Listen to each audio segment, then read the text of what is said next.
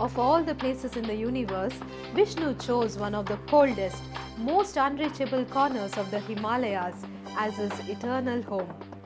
Not Vaikuntha, not a golden palace, but a frozen valley buried under snow for 6 months every year. Why?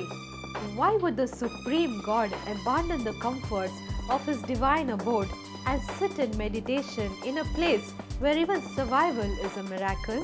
Today I am going to tell you the complete story of Badrinath, how Vishnu came to this frozen valley, how a goddess gave up her divine form to protect him and gave him the name Badrinath, how his idol disappeared into a freezing river for centuries, how a young monk from Kerala risked his life to pull it out, and what happens at this temple for 6 months every year when no human being is around.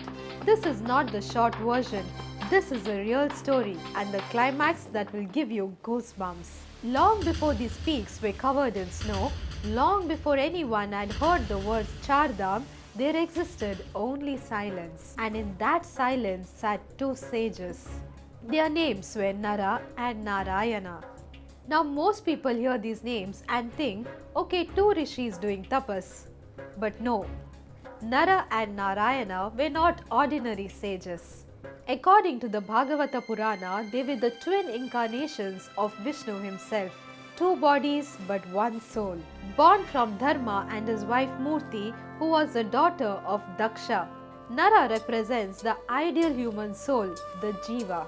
Narayana represents the Supreme Being, the Paramatma.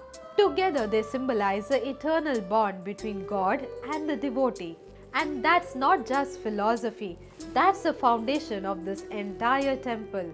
They chose this valley, Badri Vishal, and began a tapasya so intense that its heat rose through the earth and shook the heavens.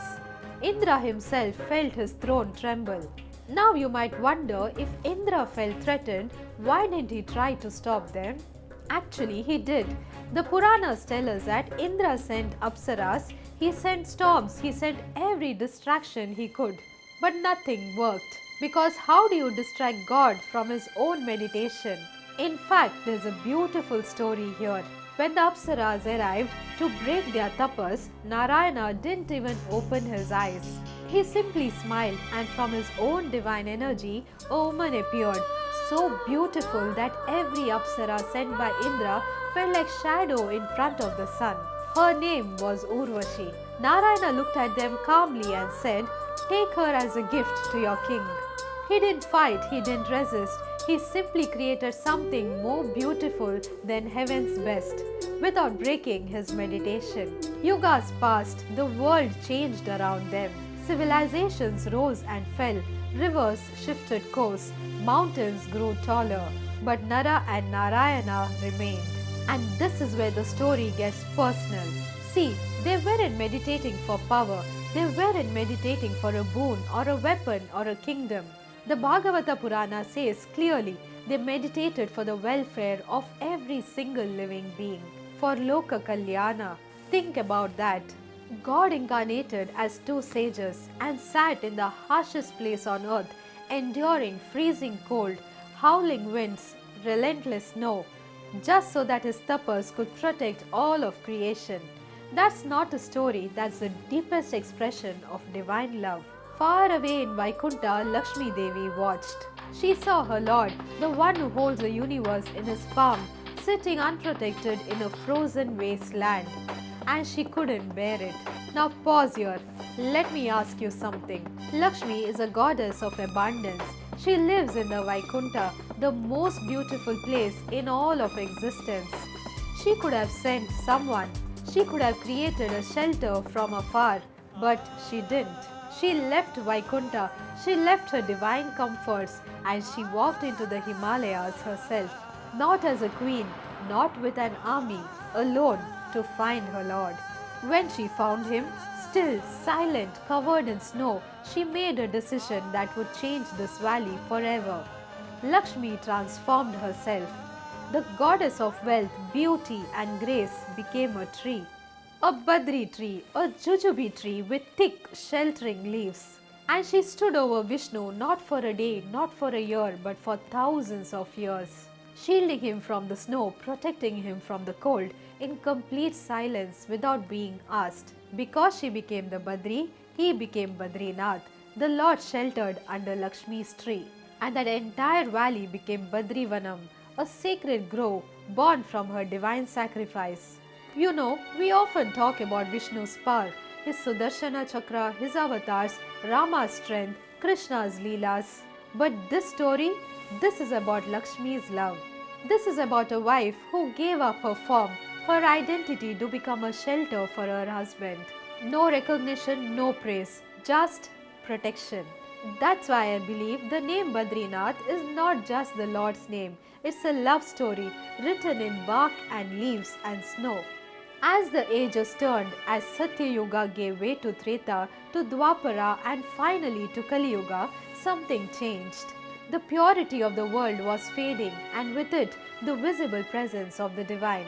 The Skanda Purana tells us that as Kali Yuga began to take hold, Vishnu withdrew his physical form from this world. His divine murti, the very form that Lakshmi had protected for millennia, slipped into the icy waters of the Alakananda river. It came to rest in a sacred pool known as Narad Kund, named after Narada Muni, who continued to worship Vishnu at this very spot, unseen, unheard for thousands of years. For centuries, the world forgot, pilgrims stopped coming, the Badri grove thinned. The sacred valley was buried under ice and time. No one knew that Vishnu's murti lay hidden beneath the freezing waters. It was as if Vishnu wanted to test humanity. Would anyone come looking for him? Would anyone care enough to find him? And then someone did. In the 8th century, a young monk from Kerala, a man who had already debated and defeated scholars across the length of Bharat, arrived in the Himalayas with a singular mission. Adi Shankaracharya wasn't just a philosopher, he was a revivalist. At a time when Sanatan Dharma was fragmented, when temples were neglected and sacred sites forgotten, he literally walked across all of India to reconnect the land with its spiritual roots. He established the Char Dham, 4 sacred seats in the 4 corners of India. Badrinath in the north, Rameshwaram in the south, Dwaraka in the west and Puri in the east. But of all these, Badrinath held a special significance. Because at Badrinath, the deity was lost, hidden, waiting. Guided by inner vision, some say by Narada Muni himself, Shankaracharya stepped into the freezing waters of Narad Kund. Imagine this, the water is near 0 degrees, the current is brutal, and a young man from the tropical coast of Kerala walks in. Not with equipment, not with ropes, with faith. And from those icy depths, he pulled out a black shaligrama, a sacred self-manifested stone of Vishnu, glowing like fire trapped in ice. That shaligrama is a very idol you see at Badrinath today. The meditative form of Vishnu seated in Padmasana, the same posture he held when Lakshmi sheltered him as a tree. Shankaracharya didn't just find a stone, he reconnected the world to a god who had been waiting in silence. He built the temple, he established the worship, he ensured that Badrinath would never be forgotten again. But here's something most people don't know. Every year around November, when the snow becomes too heavy and the passes become impossible, the temple doors close. The priests leave, the pilgrims leave, every single human being leaves Badrinath. For 6 full months from November to May, there is no human presence at Badrinath. None. The entire valley is sealed under meters of snow. No roads, no electricity, no phone signal, just silence and ice. But the tradition says the worship never stops. According to local belief and the Skanda Purana, when humans leave, the Devatas arrive. And the one who leads the worship? Narada Muni. The same Narada who worshipped Vishnu at Narad Kund for thousands of years in silence. He never left. Even now it is said that Narada and the celestial beings continue the puja that the priests left behind. The lamps are lit, the mantras are chanted, the aarti happens, just not by human hands. In fact, before closing the temple, the priests light the Akhanda Jyoti, the eternal flame inside the sanctum. They leave ghee to last 6 months, and when the doors open in May, that flame is still burning every single year. No one can explain it. The snow buries everything, temperatures drop to -20, and yet the flame survives. That's Badrinath. Even when we leave God, God doesn't leave Badrinath. So what happens when those doors finally open after 6 months? When humans are allowed to return to this place where gods were just worshipping, you arrive in the cold, exhausted from the mountain roads, and the first thing that greets you is not the temple. It's steam rising from a natural hot spring right next to the Alakananda river. This is Kund. The water temperature stays around 45 degrees Celsius in a place where the air is near freezing, right next to a glacial river that's barely above zero. Science has explanations for this: geothermal activity, underground volcanic heat. But the Puranic explanation is far more poetic. It is said that Agni Dev himself heats this water on Vishnu's command so that every devotee who comes to see Badrinath can bathe in warm water before their darshan. Every pilgrim is expected to take a dip in Kund before entering the temple. It's not just a ritual. After hours of traveling through cold mountain roads, that warm water feels like grace. Like the temple is welcoming you before you have even stepped inside. And when you finally walk through those doors, you see him. A small black Shaligrama murti seated in meditation. No grand gold idol, no towering statue, just a quiet ancient stone, the same one Shankaracharya pulled from the river 12 centuries ago.